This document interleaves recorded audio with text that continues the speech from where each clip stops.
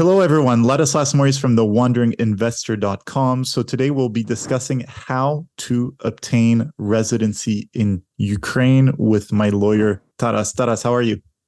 I'm fine. Hello, everyone. Thank you, Ladis, for having me. Cool. So first of all, let's start with the disclaimer. This is not a recommendation to move to Ukraine. I'm not saying you should move there now. It's exceptional, etc. That's not the case.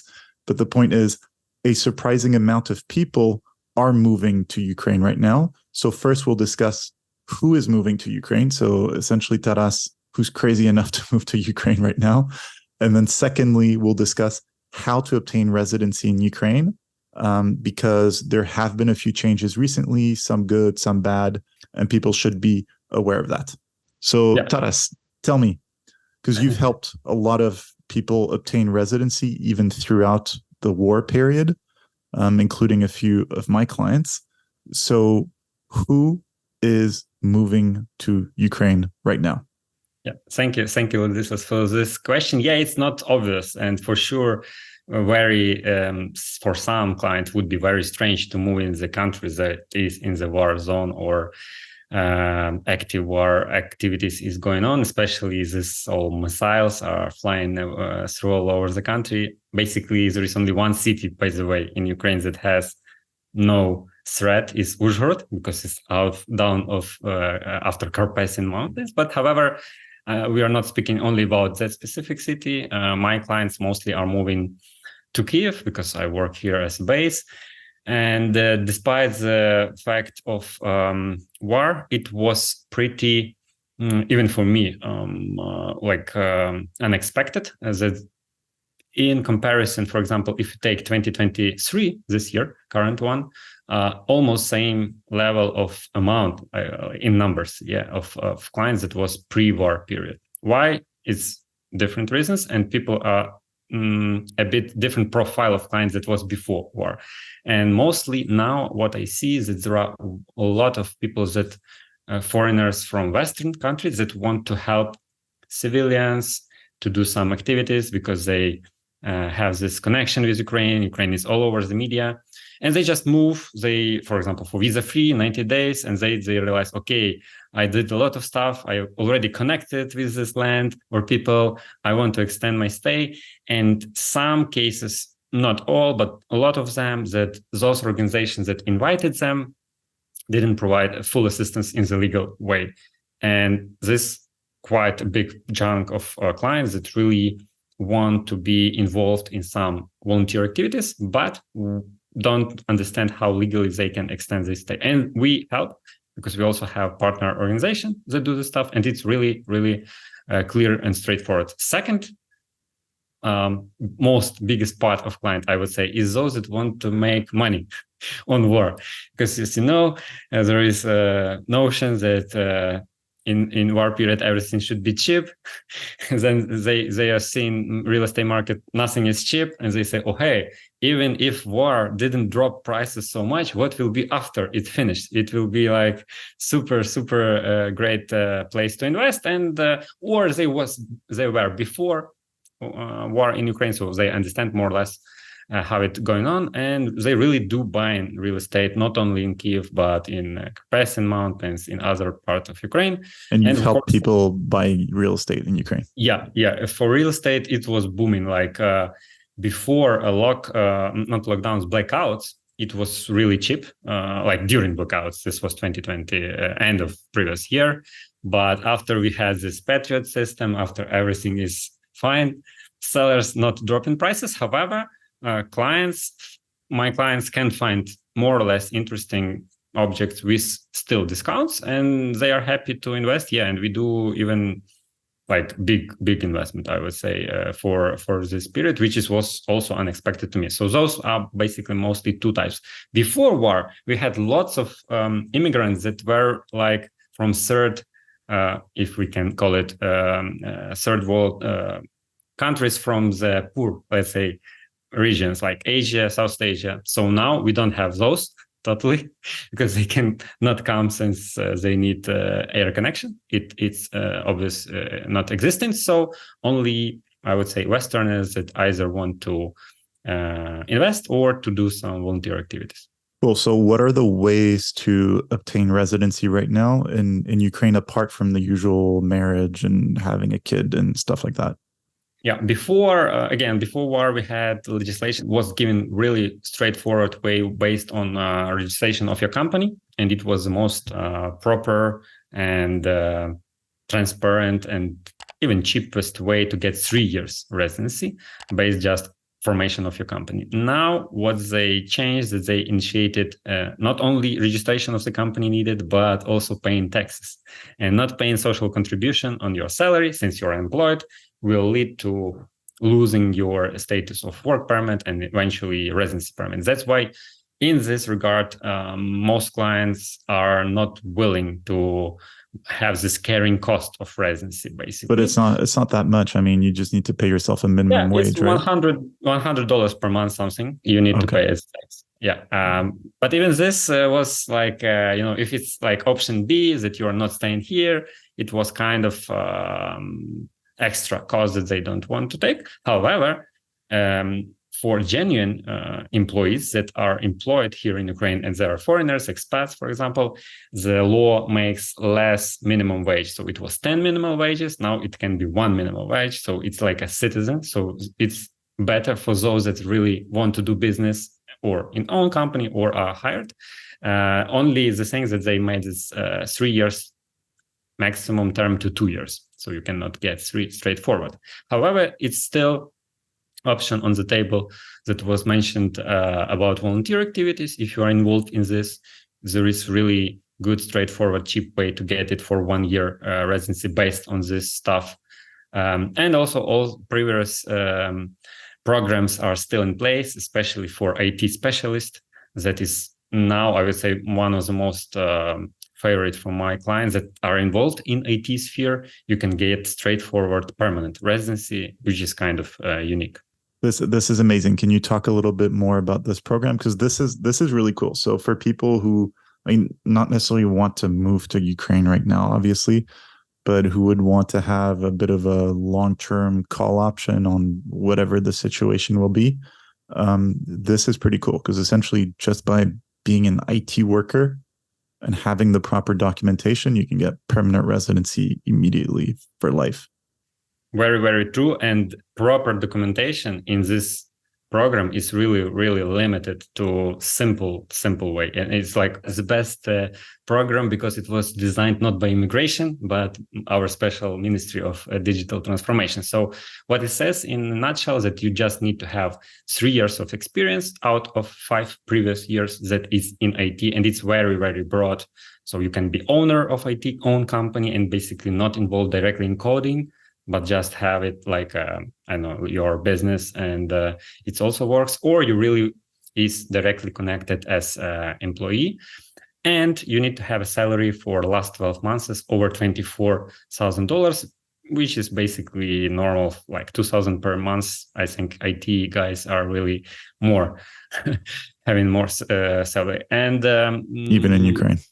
Yeah. And these two basically factors are ground of your application for permanent residence immigration. Of course, you need to do some criminal background check. We give all of this, but it's really, really easy to get. And we mentioned in the previous videos that it works for mostly developed countries, but I already have assisted even like Asian countries, people that have genuine documents, and they are also going with this program. So I would really recommend, if you have this as a ground, just to consider, as you said, as a call option to start. And very good news that this program is now shortened, like trial or revision of the documents from 12 months, as it was before war, to 6. So basically, you apply, after half of the year, you get your permanent residency straightforward. Cool. And then real estate investors can still get permanent residency? Yeah, based on real estate, we also do. This requires you to move funds here to Ukraine, and now not many sellers are happy to accept in Ukraine. So, but we had one client that applied based on this. So, however, you can do it. Only you need to know that you need to fund your company first. So not directly buying real estate, but investing 100K. It basically this is the ground, but investing should be through your company. Cool. And I think it's important because we did a video in the past before on real estate in Ukraine. Essentially, most people right now who are selling do not want bank transfers in Ukraine because there are very strict capital controls. So when you have dollars in your bank account, you can't just withdraw dollars. You need to convert to the local currency first. And even then, it's hard to get money out of the country. So most sellers want physical cash. So like literally a bag of cash. You go to the notary public with a bag of cash or crypto transfer. So that's how most deals. Or if they have foreign accounts, they can accept. It's also legal, but not many sellers have these foreign accounts. Okay, cool. Permanent residency through real estate right now is that it's hard to find sellers that actually want money in Ukrainian bank accounts because, again, capital controls. This is also a bit, I mean, I'll put it out there because I know some people, for them, it's been helpful. For people that have residency in Ukraine and that have companies in Ukraine, right now, banks don't ask too many questions. So let's say that you have a few businesses across the world and you have like a few invoices that are a little sticky. Your banks don't want to process them because they don't like the paperwork, because the money comes from a strange jurisdiction. It comes from like Nicaragua. People are a little worried, or the invoice comes from some African country and, you know, your bank doesn't want to deal with it. It's not worth it. You can just send it to Ukraine right now, and Ukrainian banks will not have too many questions because they want money. So, except question about Russia. So you should clearly state that this company that is paying you is not connected with any people from Russia. That money will get frozen. Will get frozen and probably taken. So, and then you can send money to Ukrainian bank account. Again, then your money is stuck behind capital controls. But you can still pay, I think, a few $1,000s a month with your debit card when you're overseas. So you can just kind of wind down your money this way. So it's just one little advantage right now of banking in Ukraine. They're pretty lax. Yeah, I confirm. And also we need to mention that all this year, this capital control restriction is losing because IMF asking Ukraine to do it since they are funding mostly economy of Ukraine and monetary policy, and they want to be more market related, not as fixed and strict as it was on the beginning because it was needed. Now they say, hey, it's almost 2 years. You already adapted. Please make it less strict. And yeah, you can now even buy online on your card like 50K hryvnias per month and 200K for 3 months frozen period. So basically, and it's like 20 banks. So like $1 million you can buy online. Not 1 million, but 1 million hryvnias, in equivalent. And it gives some flexibility. And also overseas, yes, you have some limitation, but they are increasing. And can you say 2 words, Taras, about the FOP business structure, which is really simple? Yeah, FOP business structure was during war even less. It's like 5% turnover tax, but during war it was 2% and no limits. So you can do whatever you want, and even big chains of food stores, groceries use it to make this taxation lower. And some clients of mine also use it just to move funds here, pay 2%, and you have clear, declared, transparent source of income with really, really low percentage. However, you need to understand how then to move them out of Ukraine, of course. Now it's still back to 5 from August. However, it's really nice, and you can use it for real estate as well.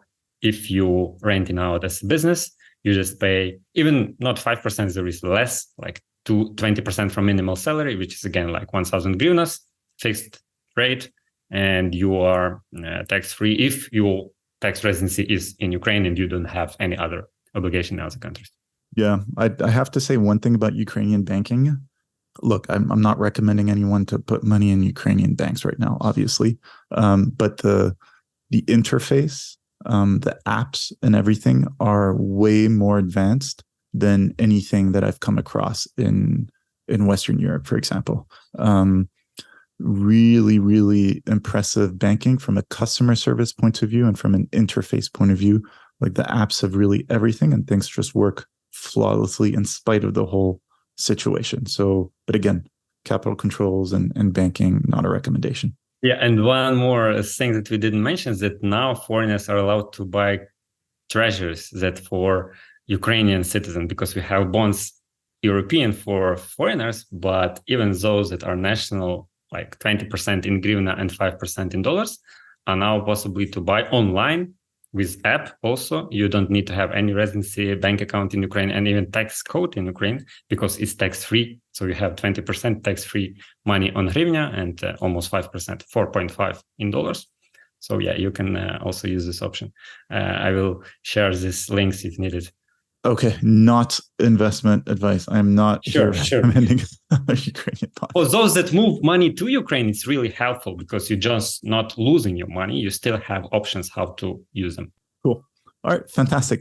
So Taras, thank you very much. So yeah, Taras helped me obtain residency before the war started.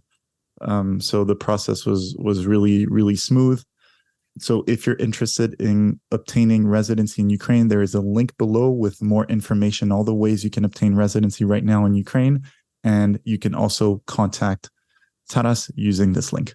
Thank you, Ladislas, for a call. Have a nice day. Cheers. Make sure to download my free ebook, 12 Mistakes to Avoid When Investing in International Real Estate, which you can find on my website, link below. And feel free to follow me on Instagram @TheWandering Investor. I look forward to hearing from you.